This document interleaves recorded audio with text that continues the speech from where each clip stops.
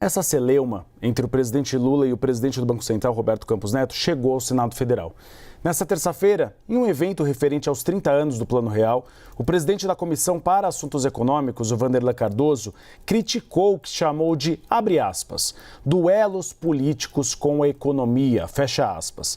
Segundo o senador, filiado ao PSD, partido da base aliada, partido de Rodrigo Pacheco, a economia não pode servir de pano de fundo para contendas. Ele disse que quando os governos erram a mão, afetam as instituições. E quem paga o preço, na visão de Vanderlei Cardoso, são os menos favorecidos. Segundo o senador, nem a oposição quer estabilidade econômica e é um erro fulanizar uma crise. Nas últimas entrevistas, uma delas essa que a gente viu agora, o presidente Lula elevou as críticas contra o presidente do Banco Central. O presidente atribuiu a disparada do dólar ao que chamou de interesse especulativo contra o real. Na segunda-feira, o dólar voltou a renovar as máximas desde janeiro de 2022. A moeda americana encerrou a primeira sessão de julho com alta de 1,13%, negociada a 5,653 na venda. O maior valor desde 10 de janeiro, quando o dólar, em relação ao real, chegou a R$ 5,67. Vamos chamar a Larissa Rodrigues, Lari, para a gente entender um pouco como é que o governo também, o Uribe traz essa percepção da Comissão de Assuntos Econômicos, ali uma temperatura já sobre o Senado Federal, de uma liderança mais de centro-direita, mas do governo, né? Qual é a percepção que a gente traz? Porque só se fala nisso hoje, né? Eu senti, conversando com algumas fontes do PT, um certo receio, né? Sobre essas falas, de que não é bom, o Lula está se posicionando tanto assim. E aí eu pergunto, mas por que ele continua falando? Porque é isso, ele acredita que é especulação, então é da cabeça dele. Ou seja, mais uma vez, Larissa, a gente chega naquele ponto de o presidente não tem aquela voz, aquele conselheiro para freá-lo em assuntos sensíveis. Não tem um amigo que chega e fala no ouvido, tá ficando feio, sabe? Deixa disso, né? Não passa vergonha. Não é possível nenhum, porque todos nós temos um que fala, já deu, né? Já, eu tenho vários, graças a Deus. Mas, enfim, o grande problema tem sido, a gente vai escutando, o quanto o Lula cada dia ficou mais, abre aspas, cabeça dura. Então, se na cabeça dele a ideia é de que tem que continuar batendo no Banco Central para dar até justificativas para outros problemas econômicos, ele vai continuar. O grande questionamento agora é até quando e o que pode ser feito. Nessa entrevista o Lula disse, e a gente foi confirmar ali, na quarta-feira eu vou me reunir para discutir o dólar. Mas o que se dá para discutir? O que dá para fazer para resolver esse problema? Há um entendimento que ele deveria parar de falar um pouco e atacar especialmente o presidente do Banco Central. Haddad tem tentado fazer esse meio termo, mas o que falam para a gente é que cada vez menos o próprio Haddad vem sendo escutado também. Então não está sobrando ninguém para tentar controlar isso. É um questionamento que eu fiz e não me deram respostas hoje. O que vai se fazer nessa reunião? Vai ter reunião para discutir o quê? Porque não dá para ter uma interferência mais direta. Precisa de um comando ali do presidente do Banco Central para tentar comprar dólares e fazer algum tipo de tentativa de baixar. Não deve ter também, porque do lado de lá, pelo que a gente escuta, do lado do Banco Central, não há essa intenção também. Então, vai reunir amanhã para continuar aquelas reuniões que podem ser um e-mail, né? Ao que tudo indica. Porque Lula está irredutível. O presidente do Banco Central também não dá outra sinalização. O mercado já deu a sua resposta de que, olha, Lula não está dando, seja com o aumento do dólar, seja com a queda da bolsa, a gente tem várias sinalizações também diante disso. O grande questionamento a partir de agora é, Haddad voltou a falar ontem que vai ter corte de gastos do tanto que for preciso.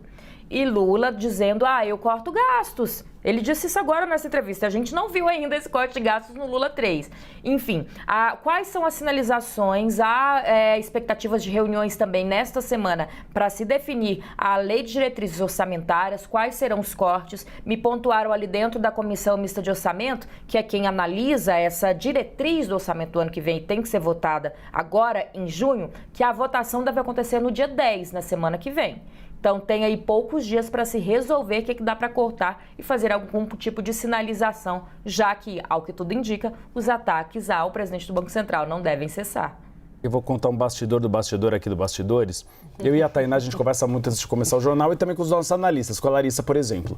E a gente estava falando a respeito de uma fala de Lula que causou uma estranheza no Palácio Planalto. Lula fez uma defesa muito grande de Rui Costa, o ministro da Casa Civil. E Rui Costa tem uma dificuldade de interlocução imensa com o Congresso Nacional. A reclamação é sempre constante. Ele não tem paciência para ouvir os ministros, ele não tem paciência para ouvir os parlamentares. Mas Lula encaixou um elogio a Rui Costa, que é uma espécie de desafeto de Fernando Haddad, justamente nessa semana. Caso pensado, né, Tainá Falcão? Com certeza. A gente estava ali na maquiagem conversando, né, Uribe, no telefone com uma pessoa muito próxima do presidente da República, sobre exatamente essa às vezes, dificuldade com Fernando Haddad, que precisa também, né, fazer o jogo, conversar com o mercado. O Lula não compreende muito bem, então é um momento um pouco sensível na relação do presidente com o ministro da Fazenda e muito mais sensível agora por esse gesto do presidente da República em direção ao ministro que a gente sabe que nos bastidores a gente se comenta muito sobre isso, é um desafeto do ministro da Fazenda, o ministro da Casa Civil, Rui Costa. Os dois não se bicam. Então, há ainda uma tentativa de compreensão, né, Larissa, do entorno do presidente da República sobre essa defesa enfática do presidente em relação a Rui Costa, dada todas as dificuldades que o Uribe estava elencando aqui, com o Congresso Nacional e com ministros relevantes dentro do governo. E Lula chegar e dizer, né, o que disse, que dorme tranquilo com Rui Costa, é dizer não, ele não vai mudar nada na Casa Civil. Para quem estava se animando e achava que diante de todas as críticas de todos os lados poderia haver alguma reformulação, o Lula está dizendo que não, que eu estou muito bem guardado e confio muito. Agora, o entorno do presidente, principalmente aqueles antigos aliados de governos anteriores, não compreendem o porquê. Acham que há um encantamento que eles ainda não conseguiram decifrar do presidente da República com o ministro da Casa Civil. E tem um ponto interessante, que é quando a gente fala nas mudanças, Gleisi Hoffmann. Gleisi Hoffmann é o sonho de consumo dentro do PT para assumir a Casa Civil. Quando Lula faz essa defesa enfática de Rui Costa, joga água no chope da presidente nacional do PT, né, Larissa?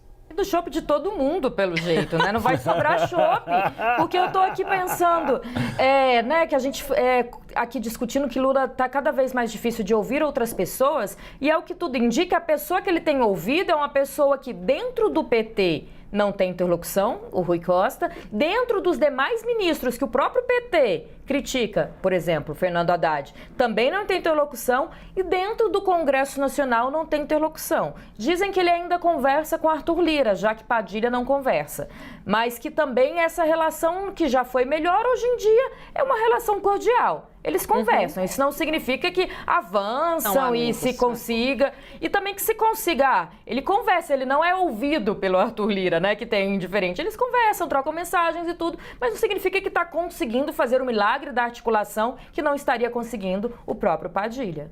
Vamos continuar falando sobre esse assunto, sobre Fernando Haddad. O líder do governo na Câmara dos Deputados, o deputado José Guimarães, afirmou que o projeto de regulamentação da reforma tributária vai ser aprovado com mais de 400 votos. A fala aconteceu durante uma coletiva com o ministro da Fazenda, Fernando Haddad. Aprovando uma emenda constitucional.